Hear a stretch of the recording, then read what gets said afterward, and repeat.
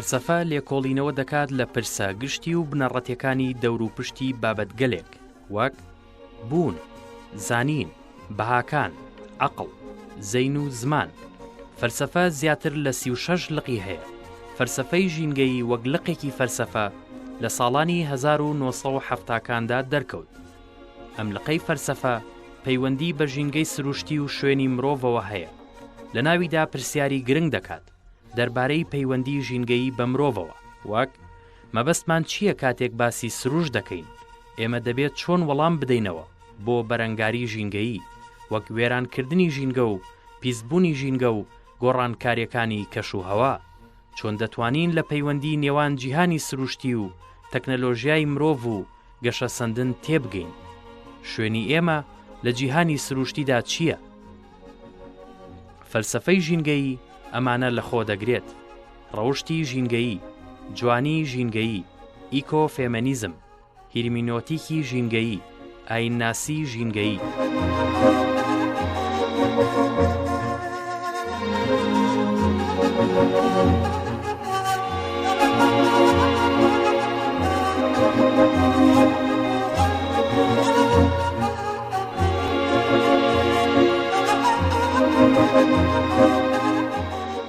خۆی فەلسەفەی ژینگە کایەیەکی نوێی فەلسەفەیە، دوای ئەوەی کە فەلسەفە بەگشتی لە مێژووی خۆیدا کورتی هێنالەوەی کە باس ژینگە ببێتە باس و خواسی کایەیەکی فەلسەفە. لەبەرەوە دوای ئەوەی کە کێشەکانی ژینگە دەردەکەوێتە پێش و دەبێتە کێشەیەکی بنچینەیی کۆمەلگای مرۆڤایەتی، لەبەرەوە پێویستی بۆەوە بوو کە فەلسەفە دەست بۆ ئەم بابەتەش ببە، چونکو بینرا کە فەلسەفە ناتوانێت بەبێ قسەکردن لەسەر ژینگە لەسەر بابەتەکانی تر قسە بکە، بە تایبەتی کاتێک کە زانست بە دوور لە بنەما ئەخلاقیەکان، بە دوور لە بەها ئەخلاقیەکان نزیک لە ینی هەڵسوکەوت و یاخود بڵێن دەستوەردانی بۆ ناو ژینگە کرد لە پێناوی قازانج، لە پێناوی ئەوەی کە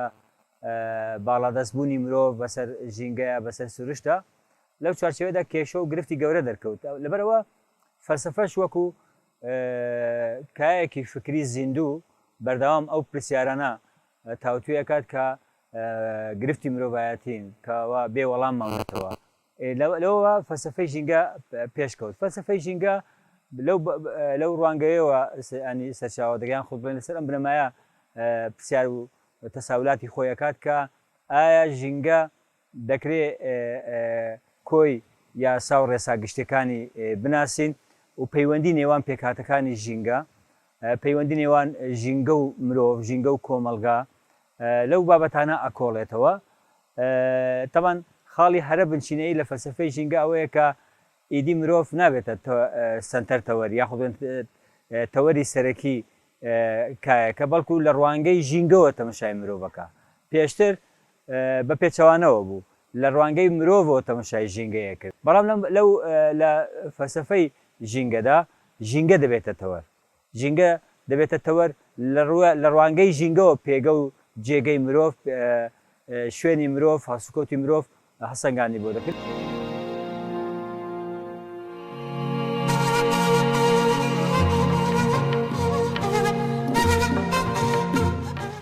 فەیلسوفانی کۆنی ژینگەیی بریتین لە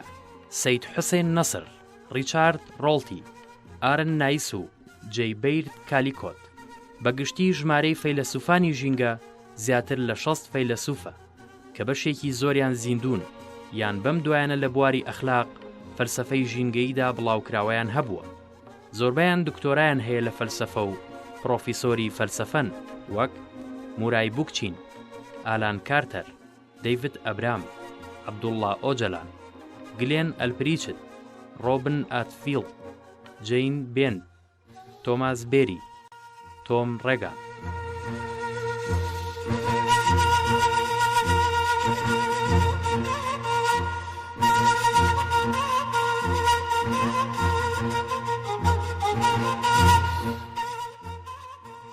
هێشتا گرفتی فەلسەفە لەوەدایە ناتوانێت دابڕاو لە بنەمای کلاسیکی فەلسەفە سەیری این بکات سەیری ژینگە بکات لەبەرەوە هێشتا گرفتی هەیە لە تێگەیشتن لە ژینگە یاخود دەتوانین بڵێن فەلسەفەی ژینگە تا ئەو دەقەیە فۆرمیلی کۆتایی وەرنەگرتووە چکە هێشتا ناو گرفتی مەتۆددایە گرفتی گەورەی مەتۆدی هەیە لە فەلسەفەی ژینگەییدا بەڵام دەتوانم بڵێن بنەمایەک هەیە ینی ئەو بنەمایی کە قسەیان لەسەر کردووە گەلێک فەیلسوفی وەکو مورای بوکچین وەکو هێنریک سلۆمسکی ئەمانە هەمویان توانیویانە مەسەرەن فەلسەفەی بکە بە تایبەتی ئەو خاڵی سەرەکی کە لە فەلسەفەی ژینگە ئێستا تاوتوێکرێ دوو بابەتە یەک ئەو پچرانەی زانست لەگەڵ ئەخلاقا کردوێتی کە ئەمە ڕاستەوخۆ ڕنگدانەوەی لەسەر ژینگە هەبێ ینی پشتانی نێوان زانست و ئەخلاق وای کردووە کە گرفتی گەورەی دەرکەوێت تاوان فەلسەفەی ژینگەیی ئەم تەوەرەش باسەکات کە پەیوەندی نێوان زانست سەرمایە دەسەڵات ینی ئەم پەیوەندەی کە یەکێتی نێوان زانست و سەرمایە و دەسەڵات چی لە بەرامبەر ژینگە کردووە تاک ینی تاک یان برێ مرۆڤ لەوە دەرەچێکە ببێت بە بڵێن ببێت بە تەوەری لێکۆڵینەوە توێژینەوەی فەلسەفی بەڵکو ژینگە خۆی دەبێتە تەوەر واتە مرۆڤ دەهێنێتەوە پێگەی خۆی ئەو پێگەی کە سەرەتا هەی بووە دەتوانم بڵێم فەلسەفەی ژینگە دەگەڕێتەوە سەر بنەما فەلسەفیە دێرینەکەی بیری مرۆڤایەتی هیزری مرۆڤایەتی کە ئانیمیزمە ئانیمیزم بەو مانایی کە زیندوێتی لە نێو ژینگەدا دەبینێ ژینگە هەموو بواری ژینگە سروشت زیندوو ئەبینێ بە گیان ئەبینێ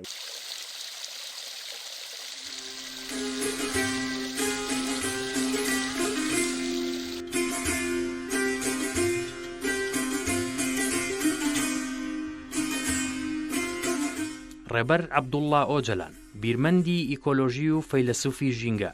گەنجینەیەکی مەزنی لە بەرهەمی فکری و فەلسەفەی ژینگەیی پێشکەش بە گەلەکەی و گەلان و مرۆڤایەتی کردووە دەربارەی فەلسەفەکەی دەڵێت فەلسەفەکەی ئێمە لە هەستکردن بە مانای ڕوانینی چاوەکانی ئەسپێک تا دەگاتە شیکارکردنی واتای جریوەی دەنگی چۆلەکەیەک بە شێوەیەکی گشتگیر درک بە ژیان دەکات هەر لە ڕێزگرتنێکی مەزنەوە لە دانایی تەمەندارێک تا دەگاتە وەڵامدانەوەی لێگەڕینی نیگاکانی کچەلاوێکی ئاسک ئاسایی پڕ لە سڵەمینەوە پڕلەمانایە بە تایبەتیش زانستێک بە بنەما دەگرێ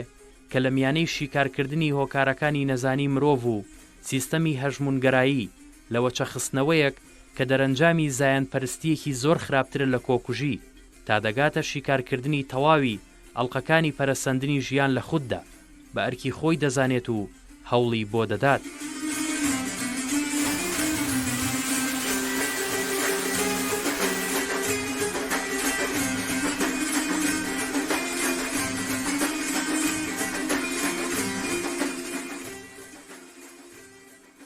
دەتوانم لێرە ئەوە بڵێم هیچ فەیلسوفێک بیرمەندێک بەقەد ڕێبەر ئاپۆ نەیتوانیوە بنەماکانی فەلسەفەی ژینگەیی دابڕێژێ چونکو ئەوەی کە ڕێبەر ئاپۆ لە بیرمەندانی تر لە فەیلسوفانی تر جیاکاتەوە فەلسەفەی ژینگەیی گەیاندە مەنزومەیەکی فکری ینی سیستەمێکی فکری لە سیاقی سیستەمێکی فکریدا فەلسەفەی ژینگەیی تاوتوێ کرد و گرفتە ژینگەیەکانی تاوتوێ کرد ینی چونکو پێش ینی فەیلسوفانی تر زیاتر بۆ منە گرفتەکانی نێوان ژینگە و زانست یاخود ینی پچرانی ئەخلاقی زانست و بڵێن ژینگە ئینکراوە ئەمانە بەڵام هەرچی ڕێبەر ئاپۆیە توانیوێتی بنەماکانی فەلسەفەی ژینگەی دابڕێژێ کە ڕاستەوخۆ بەر لە هەموو شتێک بەلای ڕێبەر ئاپۆ ژینگە تەنیا ژینگەی سروشتی نییە بەڵکو ژینگە لە ناو خۆیدا هەم ژینگەی کۆمەلگایی هەم ژینگەی سروشتی بەیەکەوە تاوتوێ کە دابڕاو لە یەکتر تاوتوێ ناکە لەوەشدا کە مرۆڤ دێنێتەوە وەکو ئەندامێکی سروشت وەکو ئەندامێکی ژینگە دەیبینێ نایکە بە تەوەری سەرەکی. ئێستا دەتوانین بڵێن لە لای ڕێبەر ئاپۆ فەلسەفەی ژینگەیی گەیشتۆتە ئاستێک کە ینی بنەماکان و تایبەتمەندەکان و ئەو کێڵگانیان ئەو کایانەی کە دەبێت ئیشی لەسەر بکە فەلسەفەی ژینگەیی لەسەر ئەمانە هەمووی بڵێن دەستنیشانی کردووە تاوتوێی کردووە لە بەرگرنامەکانی ئەم دواییانەیدا بە تایبەتی مانیفێستۆی شارستانەتی دیموکراتی کە زۆر بە قۆڵی و فراوانی بنەما فەلسەفیەکانی فەلسەفەی ژینگەیی مرۆڤ ئەیبینێ و ئەو کایانەی کە دەبێت تاوتوێیان بکات چونکو لە ڕوانگەی ڕێبەر ئاپۆ دەکرێت پاشان زیاتر قسە لەسەر بکەین لە ڕوانگەی ڕێبەر ئاپۆوە چەمکە فەلسەفیەکان کاریگەریەکی زۆریان هەبووە لەسەر پەیدابوونی گرفتە ژینگەییەکان ینی گەلێک چەمکی فەلسەفی هەیە کە لەلایەن فەیلسوفانەوە فەیلسوفانی پێش ڕێبەر ئاپۆوە بڵێن دەرکەوتونەتە پێش ئەم چەمکە فەلسەفیانە وای کردووە کە زەرەر و زیانێکی گەورەی لە ژینگەدا چونکو دوجار فەلسەفە کاریگەری خۆی لەسەر کۆمەلگا ئاکات کاریگەری خۆی لەسەر تێگەیشتنی مرۆڤ ڕوانینی مرۆڤ جیهانبینی مرۆڤ بۆ ژینگە ئاکات و لە هەمووشی گرنگتر ئێمازانی چەندە دابڕانێک لە نێوان فەلسەفە و زانستە هەبێ بەڵام دوجار زانستیش بنەما فەلسەفیەکانیش سود لە بنەما فەلسەفیەکانیش یاخود لە ڕوانگە فەلسەفیەکانیش وەرەگرێ بۆی کە تێگەیانی دەسوەردانی خۆی بۆ ژینگە بکات لەبەرەوە مرۆڤ دەتوانێت بڵێ ئەو بنەما سەرەکیانەی کە فەلسەفەی ژینگە پێویستی ڕێبەر ئاپۆ دایڕشتووە هەڵبەتە ینی ڕێبەر ئاپۆ دەکرێت لەو کایەدا مرۆڤ وەکو بیرمەندێکی ژینگەیی یان فەیلسوفی ژینگە فەیلسوفی ژینگەیی ببینرێت چونکو ڕێبەر ئاپۆ تاوتوێی هەموو گرفتە ژینگەیەکانی لە ڕوانگەی جیهانبینی فەلسەفیەوە کردووە لەبەرەوە وەک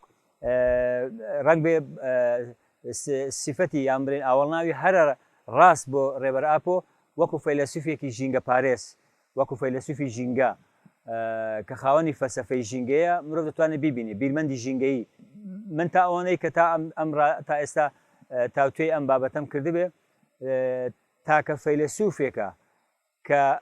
کۆی کایە فەلسەفیەکانی تریشی لە ڕوانگەی فەلسەفەی ژینگەوە داڕشتووە یانی تەنیا قسەی لەسەر فەلسەفەی ژینگە نەکردووە بۆ نمونە گرفتی ژینگە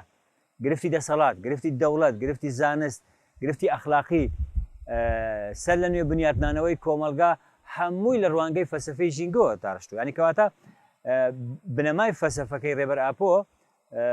فەلسەفەی ژینگەیە بنەما فەلسەفەکەی مرۆڤ دەتوانێت فەلسەفەی ژینگە بینێ و ڕێبەر ئاپۆش وەکو فەیلسوفی ژینگەی لە قەڵەمی بدا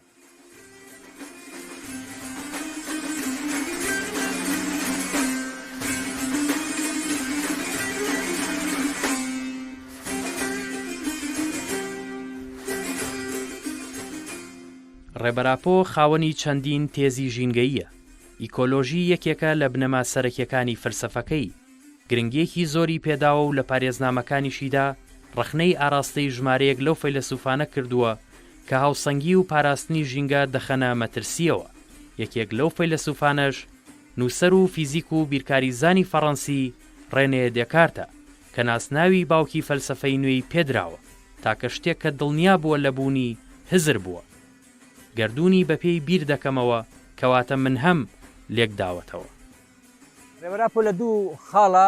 ڕخنەی فراوان لە دیکارت ئەگرێ خاڵێکەمی ئەوەیە کە دیکارت دێت جۆرێک لە دوالیزم لە فەلسەفەکەیە دەرەبڕێ پێی وایە کە ئەم دوالیزمە ئەم جۆرە دوانەیە دوالیزمە لەگەڵ ڕاستینەی ژینگەییدا ناگونچێت چونکو ژینگە چەندە لایانی دوالیتەی هەبێیان دوالیزمی هەبێ بەڵام دوجار ناتوانێت لێکدا ببڕێ بۆ نمونە جەستە و ڕۆح یان بڵێن فکر و مادە لە لای دیکارت ئەمانە بە شێوەیەکی قەتعی لێکدا دەبڕندرێت ینی ئەم دابڕاندنە وا دەکات کە ینی بەواتەیەک لە واتەکان لە فەلسەفەی دیکارتدا حەقیقەت پارچە ئەکرێ ڕێبەراپۆ لەبارەی پەیڕەوی نوێ و تیۆریەکانی حەقیقەتەوە دەڵێت تا پەیڕە و وەک ڕێبازی حەقیقەت بە عەشقەوە نەکەوێتە شوێن ژیانی ئازاد، نە بە زانیاری پێویست دەگەین، نەدەتوانین پێشەنگایەتی نوێ و دنیای کۆمەڵایەتیمان بنیاد بنین. عەشقی حەقیقەت لە ژیانی ئازاد نزیک بۆتەوە، ئەمەیە دروشممان. حەقیقەت عەشقە، عەشق ژیانی ئازادە. دەربارەی پارچەکردنی حەقیقەت و سەرەکی ترین کێشە لە پەیڕەودا کە پەیوەندی نێوان مرۆڤ و کۆمەلگایە ڕخنە لە دیکارت و هەردوو باکۆن، ڕۆجەر باکۆن، فرانسیس باکۆن دەگرێت.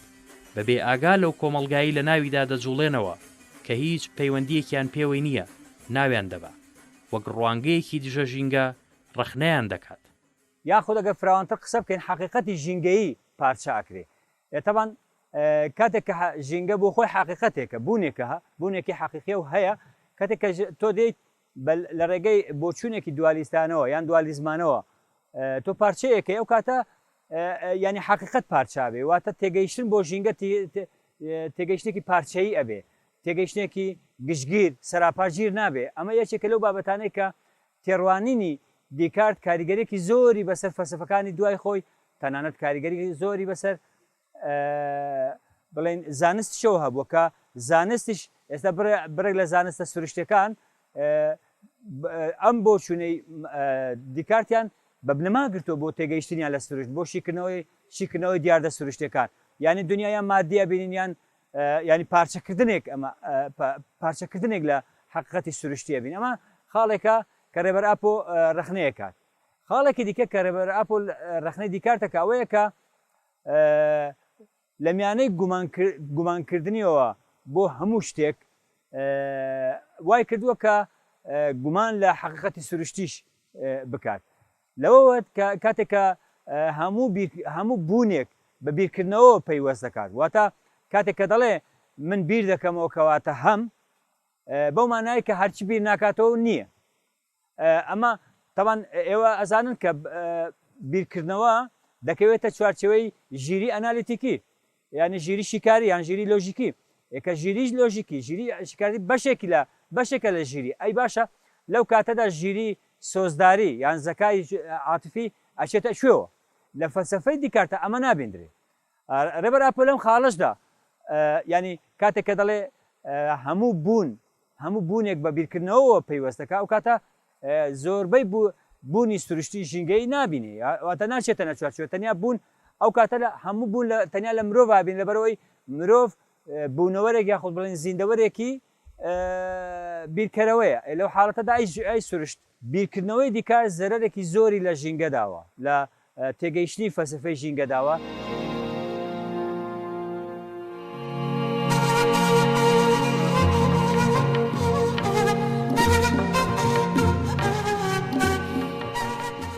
لە بەشێکی تری تێزەکانیدا ڕخنەی فەیلسوفی بەریتانی تۆماس هۆبز دەکات کە بەکارەکانی لەبارەی فەلسفەی سیاسیەوە ناسراوە. هۆبز دەڵێت مرۆڤ گورگی مرۆڤە، خەڵک لە سروشتیاندا دڕندەن و نابێت لە بەڕێوەبردندا متمانەیان پێ بکرێت. لەبەر ئەوە هۆبز باوەڕی بە دەسەڵاتی ڕەها هەبوو کە حکومەتێک هەموو دەسەڵاتەکەی لە سەرۆک یان پاشاکەیدا کۆبکاتەوە. باشترین جۆری حکومڕانیە. باشترین جۆریش لای هۆبز ئەو جۆرەیە کە دەسەڵاتێکی بەهێزی ڕەها و تۆقێنەری هەبێ. هۆبز باوەڕی بە وتەی دەنگی خەڵک هەبوو، واتە دەکرێت کەسێک هەڵبژێردرێت بە نوێنەرایەتیکردنی کۆمەڵە خەڵکێک کە هەمان بیر و بۆچوونیان هەبێ. لەگەڵ ئەوەشدا ئەو دەنگە بە تەنها ببیسرێت و پێویست بەوە ناکا بەگوێیان بکرێت، چونکە کۆتا بڕیار لە لای پادشایە. فەلسفەی ناچاری لە فەلسفەی هۆبزدا باڵادەستە. بۆچی مرۆڤ بۆتە گورگی مرۆڤ؟ ئەمە هۆبز ناچێتە بناوانی ئەم بابەتەوە. لێرەدا ڕێبەرئاپۆ ڕخنەی هۆبز دەکات کە ئەوەی کە مرۆڤی کردوتە گورگی مرۆڤ خودی دەسەڵاتە، خودی دەوڵەتەکە وا کات مرۆڤ ببێتە گورگی مرۆڤ و مرۆڤەکان مرۆڤی تر بچەوسێنیان چینێک کۆی کۆمەلگا بچەوسێنێتەوە. لەمەدا خاڵێکی کە جێ ڕخنەیە لە هۆبز ئەم بابەتە گرنگەیە کە مرۆڤ بە ناچاری دەکات بە گورگ، ینی وەکو گورگێک دەبینێت بۆ مانای ینی گورگ بە گورگ بوون واتە دڕندە بوون، هۆ بوون، وەحشێت بوون. ینی وەکوەی کە مرۆڤ هەل لە کەلەدایکە بێ بوونەوەرێکی دڕندەیە، بوونەوەرێکی لەسەر بنەمای پاوانخوازی و دەسەڵات و خۆڕەکاری لەدایکە بێ. ئەمە تەبان لایەنێکی تێگەیشتێکی نێگەتیفانەی مرۆڤە، دیتنی لایەکی مرۆڤە، نەدیتنی لایەکی دیکەی مرۆڤە. ئەمە خاڵێکی دیکەوەیە کە جێی رەخنەیە ئەوەیە کە هۆبست هەبوونی دەوڵەتێک، هەبوونی دەسەڵاتێک ناچاریە بینی. یعنی دەڵێ بۆی کە مرۆڤ لەبەرەوەی فەرزیاتە ئەو فەرزیاتە و گریمانەیە کە لەبەرەوەی مرۆڤ بە گورگی مرۆڤە پێویستە دەوڵەتێکە بێ بۆی کە ئەو گورگانەیە شەڕیەکتر نەکردێکردە. یعنی لەبەرەوەی گریمانەیەکی ناسروشتی، گریمانەیەکی ناژینگەی بۆ مرۆڤەیە، لەبەرەوە پێداویستی هەبوونی دەوڵەت بۆ ئەوی کە ئەمە لە کاتێکدا ئەگەر مرۆڤ لێکدانەوەی بۆ خودی دەوڵەت بە پێچەوانەوە ئەوە دەوڵەتە ژینگە تێکەدا، ئەوە دەوڵەتە تەواوی ژینگە وێرانەکات، ئەوە دەوڵەتیشە مرۆڤەکان دەکات بە گورگی یەکتر. لەو خاڵەدا مرۆڤ دەتوانێت بڵێ فەلسەفەی هۆبست فەلسەفەیەکی دژە ژینگەییە، بێ ئاگا لەوەی کە دەوڵەت چەندە خراپەکاری وێرانکاری بۆ ژینگە کە چەندە ژینگە تێکەدات. ئەوە بەتایبەتی لەو لە زەمەنی مۆدرنیتەی کاپیتالیزمدا لەم 200 ساڵی ڕابردوودا دەوڵەت وێرانکاریەکی گەورەی کردووە بۆ سەر ژینگە و سروشتی گردون. یعنی بەڕادەیەک ئەو 200 ساڵێک کە ئەو وێرانکاری لەم 200 ساڵەدا ڕوویداوە بەقەت هەموو مێژوی مرۆڤایەتی وێرانکاری کردو. هۆبست ئەم ڕاستیە نابینێ، تەنیا لەسەر گریمانەیەکی کە بنەمایەکی ژینگەی نییە، چکە ئەم حقەتە ئەنێرەبەرا ئەم حقەتە باسەکات کە هەر تێگەیشتێکی فەلسەفی، هەر جیهانبینێکی فەلسەفی ئەگە بنەمایەکی ژینگەیی نەبێ، بنەمایەکی ئیکۆلۆژی نەبێ، ناتوانێت لەگەڵ نزیک بێتەوە لە حقەت، ناتوانێت گزارش لە حقەت بکە.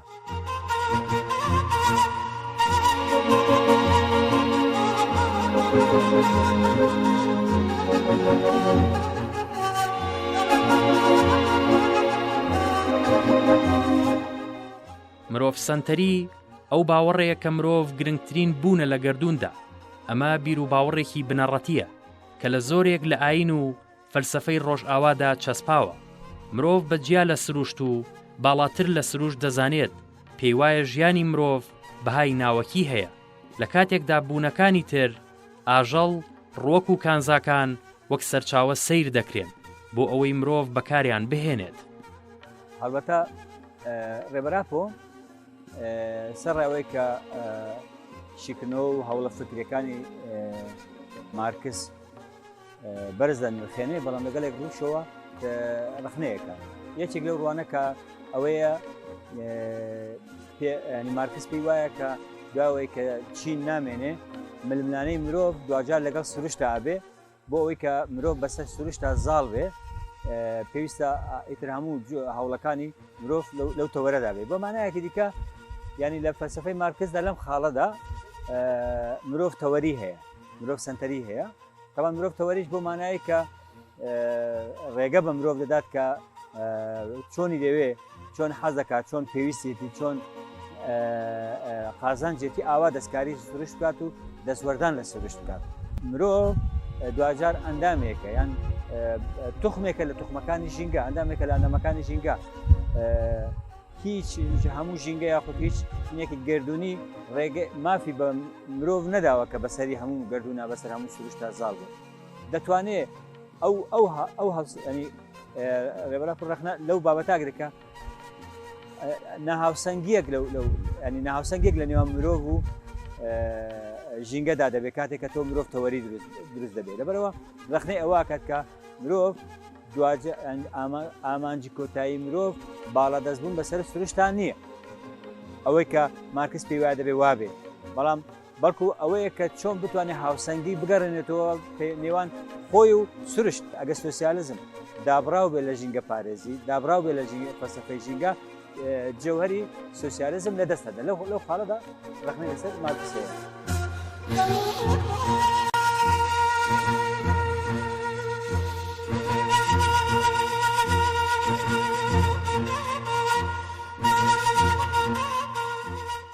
لە دیوێکی دیکەدا ڕێبەراپۆ ئەو دیدەش ڕخنە ئاکات کە پێی وایە ئەن دیدێکی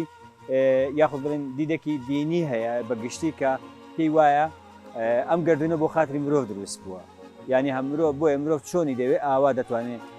تەسەڕفی پێ بکە هەموو گردون بە تایبەتی گۆی زەوی لە خزمەتی مرۆڤدایە تەبەن ئەمە بە جۆرێک لە جۆرەکان ڕەوایەتی بە مرۆڤ داوە کە چۆنی دەوێت ئاوا هەسوکەوت لەگەڵ سروشتا بکات چۆنی دەوێت ئاوا سروشتێنێ تێک بدات مرۆڤ سنتەری ژینگە وێران دەکات مرۆڤ سنتەری تێگەیشتێکی دژە ژینگەیە ئانتی ژینگەیە لەبەرەوە ئەو تێگەیشتن ئاینیانە ینی تاوان پیرۆزیشی پێدراوە ئەم جۆرە لە پێناوی بەرزکردنەوەی مرۆڤە لە پێناو بەرزکردنەوەی شکۆی مرۆڤە شکۆی گردون دەشکێنرێت شکۆی گردون تێکەدرێت دەربارەی مرۆڤ سەنتەری ڕێبەر ئاپۆ دەڵێت وەک ئەنجام لەوە دەچێت خاوەن ئەو چەند سەبین کە بە شێوەیەکی بەرکەماڵ بتوانین لە مرۆڤدا کە جۆرێکی بایۆلۆژیە دەرک بە گردون بکەین پەیبردن بەو ماتە وزەیە شتێکە و ئەنجامدانی پرۆسەکەش قۆناغ و شتێکی جیاوازترە هەروەکو بڵێ لە گوتەی هەرچی هەبێت لە مرۆڤدایە هزری خۆرهەڵاتی هەستی بۆ ڕاستیە کردووە دیسان دووبارەی دەکەمەوە هزرێک بەرەو ناوەندگەرێتی مرۆڤ خزا بێت تەواوی سروشت بە زیندوو بێگیانەکانەوە لە خزمەتی مرۆڤدا دەبینێت ئەم چەمکە کە زەمینەی فەلسەفی چەمکی دەسەڵاتی تۆتالیتار و پلەتاری سەرڕۆیە ئاشکرایە بەرەو عەقڵێکی گریمانەیی دوور لە ژیانمان دەبات بگومان فەلسەفەی ژینگەیی ڕێبەراپۆ فەلسەفەیەکی بەڕاستی زۆر فراوان و قوڵە ڕێبەراپۆ تەنیا لە چوارچێوەی کوردستاندا ئەم فەلسەفەیەدا نەڕشتووە بەڵکو فەلسەفەیەکە بۆ کۆی مرۆڤ لەبەرەوە